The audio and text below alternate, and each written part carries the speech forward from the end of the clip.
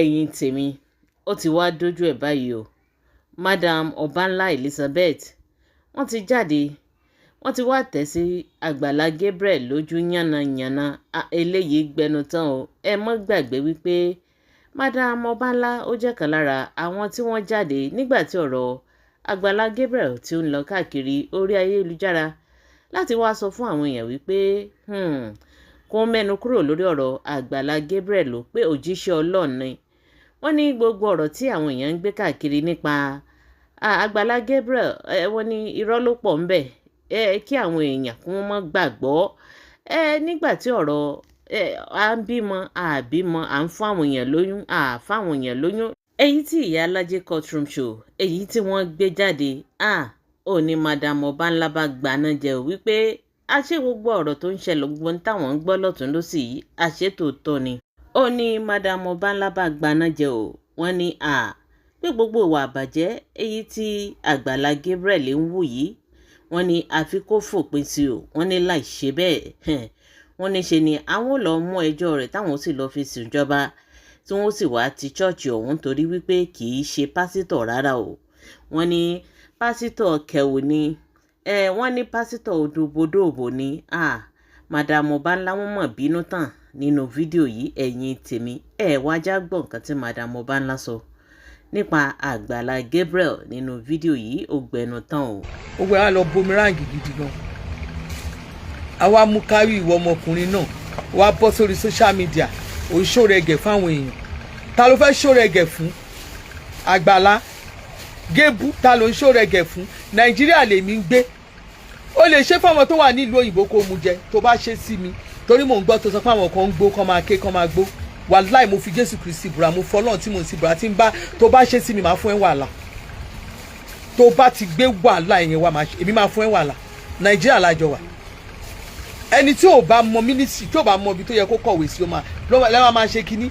bí mo ṣe wà mo jókòó mi gẹ́gẹ́ ni. tó bá gbé mọ̀nàmọ́ná dé bí màá méṣọ̀ pọ́n ti ṣọ́ọ̀ṣì ẹ̀ yẹn wojú mi dáadáa. ṣé o ti rójú yẹn? tó bá gbé mọ̀nàmọ́ná dé bí wá ti ṣọ́ọ̀ṣì ẹ̀ yẹn ó lè yẹ kájọ tara bọ̀. jẹ́ kí mi ní kọjá bí tí mo gbé wáyé wọ́n náà mi ò kó nu ṣọ́ọ̀bù mi. Ọlọ́run ìpè kan ní ìpè ẹ̀yẹ wàláì ó ní mí lára ni màá pe méjì. tí n bá dẹ̀ ti pè wọ́n á ti sọ fún mi pé gbogbo rìpọ́ọ̀tù yẹn ibi báyìí ni kí n sẹ́ndẹ̀ orí ímeèlì ni màá dẹ̀ fi gbogbo proof mi síbẹ̀. màá dá ẹ láàmú. àwọn ló ń pèwé máa kọ́ máa kà kán máa rojọ́. mo jára lóyìnbó. wo mi ebi ò ń ṣara lóyìnbó ọmọ Nàìjíríà ni mi tó ṣọrántí. gbàgbé wèrè. tí n bá jẹ́ èèyàn kan tó rẹ́ kò níṣẹ́ tẹ́sẹ̀ ẹ̀gùn tó ń rìn káàkiri wàláhì ìrìn mi àti wo ẹsẹ̀ mi àti gùn gan nù Nàìjíríà yìí. mo mú kan ní iṣẹ́ is either your work or you understand you want to belong. pẹ̀lú bí mo ṣe wà nù ṣọ́ọ̀bù mi tí bá máa fún ẹ wàhálà máa fún ẹ dààmú kò sí nǹkan tó fẹ́ náà wà. ó ń ṣe ṣọ́ọ̀ṣì ó pèrè ní church ó ń pèrè ní pastor. àwa kan bọ́ọ̀sì àṣì ń support ẹ pé kí ni ó ń pèrè ní pastor. gbogbo nǹkan tó sọ ń pa ẹ̀ náà ó ní ẹni tó bá fẹ́ kà kó máa rọ̀ àwọn ló ń bá wí ta lẹgbẹ́ ẹ̀ ń bìbà ta ni sẹ́ẹ̀tì ẹ̀ ń bí tó máa sọ pé àwọn kan tó fẹ́ kà. ó lè continue tó bá gbé ìgbéraga yẹn kó bá jẹ́ yẹn ló ń gbé wọlé mo fi Ọlọ́run bọ́ra ẹ̀mí máa dẹ̀ láàmú Ọbanla Elizabeth lórúkọ mi. máa dà ẹ́ láàmú gidi. so nǹkan tó ń ṣe yẹn wà òkè kó ta ilẹ̀ fún èèyàn kan kó gbélẹ̀ fún èèyàn márùn-ún is the best thing. ẹ wá fẹ́ máa forúkọ Jésù ẹ fẹ́ máa fi kó wa lọ́bẹ̀ lọ bíbá. kò sí gbàgbé wèrè tó bá sọ fún ẹ wo ṣé oníṣàìsí mo ti ń worship àwọn millionaires kún bẹ́ẹ̀ bí wèrè wọ́n pọ̀ bàjẹ́ bọ̀ wọ́n á sọ fún ipò Ọbanla wàláì kò sí ó lè sọ̀rọ̀ kò sí máa sọ bó bá ṣe rí. ìtẹ́lómi ìtẹ́yìn kan máa worship òwe I don't worship money. ẹ lọ bèrè mí nu ṣọ́ọ̀ṣì mi wọ́n á sọ fún yín pé Ọbanla yẹn tẹ́ẹ̀tẹ́ rí woman obìnrin yẹn wàláì I don't worship money. I will never worship money. èyí tó jẹ́ tẹ́ bá ti rí nǹkan tó olówó máa sọ̀rọ̀ tẹ́yìn kan tẹ́ rò pé torí pẹ̀lú owó yẹn kàn máa dákẹ́ wàláì máa sọ tèmi pé no ní ṣe bẹ́ẹ̀ gbàgbé wèrè èmi ò ń ṣe psychophants o. I don't worship money. I don't worship anybody. We have to do the thing, do right thing, do right thing at the right time. Tó bá wà lóyún ìbò wọn ti gbé ẹ. Owó dórí social media ká fi àwọn tó ń gbóbò wá fún ẹ. Èmi ò dá sáwọn tó ń gbóbò wá fún ẹ. Ẹjọ́ gbádùn ara yín ni, ẹjọ́ yàtà ni. Ó bá bí ọmọ mẹ́rin kó bíbẹ̀ jọ kó kàn wá ń bí. Àwọn tó ń wá fòbò tọrẹ fún ẹni wọ́n ti sọ ẹ fòbò ṣèyìn rere ní ara evangelism ni kò kàn wá ń bí obìnrin àtọkùnrin dóra wọn kò kàn mí ọba àgbẹ̀ gbogbo ṣe wà yẹn kẹ́ ẹ pariwo jù bẹ́ẹ̀ lọ ọmọkùnrin yẹn tún ṣì máa dóyàn ó máa dó wọn lọ ní torí àwọn ọkùnrin tó bá ti jẹ́ pé a ti fi ṣe wọn ò ní ìtìjú ẹnìkan náà kí bá sùn anything is skirt wọ́n máa tú wọ́n máa ṣe ni mo wá fẹ́ sọ fún ẹ sure anything is skirt tó yẹ pé gbogbo ẹ̀yin tẹ́ máa ṣe anything is skirt yẹn anything is skirt yẹn ṣe rí kinní tó dàbí ìgbín tí ẹ ní respect fún yẹn mo fi Ọlọ́run búra òun ló máa ń gbé ń ṣubú ó máa gbé ń ṣubú tí ò sí nǹkan kan torí tó bá ti yá wàá rò pé òun gbádùn ara ẹ̀ ni ó ń ṣọlá ni ó ti ń jẹun táwọn ti ẹ̀ ṣíwájú ẹ̀ ò jẹ́ rí ẹni bá ti ń jẹun tí bàbá àti ẹ̀ ò jẹ́ rí á ṣe bó ṣe wù ú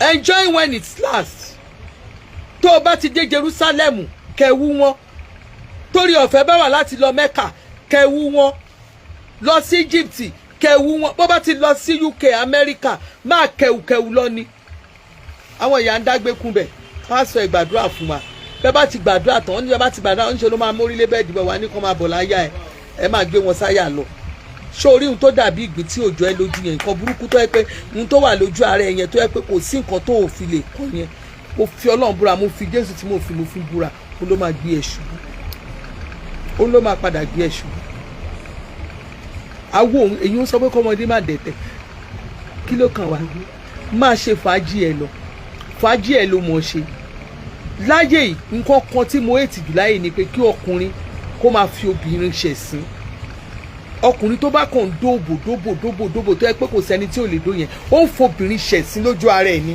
lọ́kùn ara ẹ̀ á ti máa ní máa bọ̀wọ́ náà máa gbé bọ̀ lọ́kùn ẹ̀ nìyẹn ṣùgbọ́n màá sọ fún ẹ pé wàá rí ọwọ́ obìnrin láìpẹ́ nígbà tó bá rí ọwọ́ obìnrin wàá mọ̀ pé obìnrin ló bí ẹ àwọn èèyàn ti mọ̀ pé o mọ̀bọ́dó o máa ń dòyàn ni òdónidóni níyè bóyá ṣé òkì lo ṣé èèpo tún ti ń lo àmúdómọ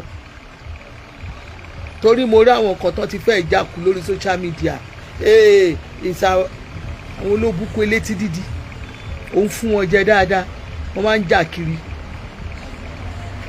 pẹ̀lẹ́ yẹ́sì o Dodo Mayama orúkọ ẹ̀ nìyẹn Dodo Mayana ondoyati pẹ̀lẹ́ máa ṣe bó ṣe wù ọmọ Jésù bó ṣáà ti forúkọ Jésù kọ wa lọ́rùn ìdájọ́ ẹ̀ ò sí lọ́wọ́ wa ṣùgbọ́n máa jẹ́ kó mọ̀ pé ìdájọ́ ẹ̀ ò sí lọ́wọ́ ènìyàn ọwọ́ Ọlọ́run ìdájọ́ ẹ̀ wà ṣùgbọ́n Ọlọ́run ò ń sọ̀kalẹ̀ kó wá dáyàn lẹ́jọ́ ilé ayé ló ti máa jèrè iṣẹ́ ọwọ́ ẹ̀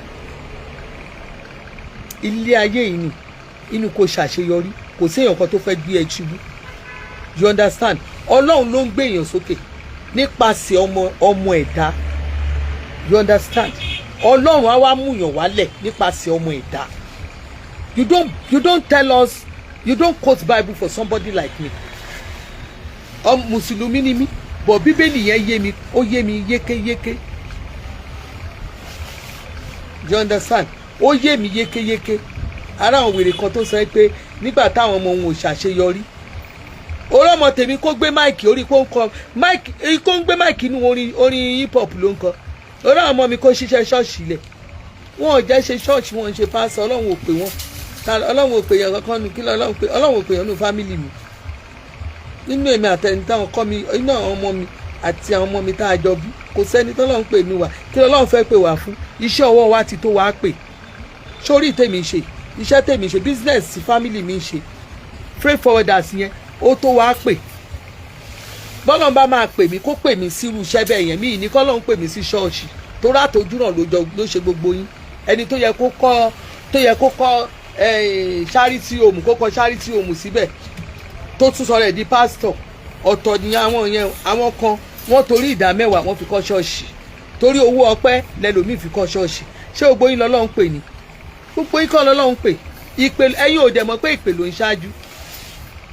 Ara ẹni tọ́lọ́run ò bá pè tó pera ẹ̀ ló fi orúkọ Jésù pera ẹ̀. Ara àwọn ogun tó máa ń rìnrìn. Ẹ̀yin wèrè kan wá sọ fún wa pé Joseph rí jù bẹ́ẹ̀ lọ. Joseph kọ́, Joshua ni. Àwọn lè fẹ́ máa sọ àwọn wèrè rádaràda fún bíbá. Ta lè fẹ́ máa fọ àwọn báíbù kó lómi ọbẹ̀ jọ ń bí. Ta lè ń sọ fún ta lè ń dórí bíbélì kodò fún bíbá. Ta lè ń dórí bíbélì.